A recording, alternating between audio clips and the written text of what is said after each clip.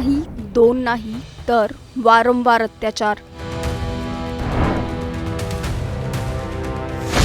जेलमधून सुटला, बाहेर येऊन पुन्हा राक्षसी कृत्य.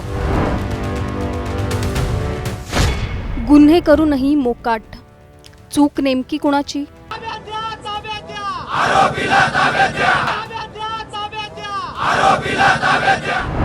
एकीकडे संपूर्ण राज्यात महाराष्ट्र दिन साजरा होत होता, पण दुसरीकडे पुणे जिल्ह्यात भोर तालुक्यातल्या नसरापुरात घडलेल्या घटनेने सर्वांचीच मान शरमेनं खाली गेली आहे.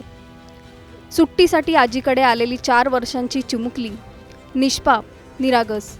तिला वाटलंही नसेल की पुढच्या क्षणी तिच्यासोबत काय भयंकर घडणार आहे. ही चिमुरडी मंदिराजवळ खेळत होती, पण काही मिनिटातच तिचं आयुष्य संपलं. अशा पद्धतीने ज्याची कुणी कल्पनासुद्धा करणार नाही. एका 65 वर्षांच्या नराधमाने तिचे अक्षरशः लचके तोडले, तिच्यावर पाशवी अत्याचार केला, तिचा जीव घेतला आणि शेणाच्या ढिगाऱ्याखाली मृतदेह लपवून पळून गेला. एक असा आरोपी ज्याची पार्श्वभूमी गुन्हेगारी प्रवृत्तीची आहे. या नराधमाची हिस्ट्री नेमकी काय आहे? याआधी आरोपीने किती गुन्हे केलेत?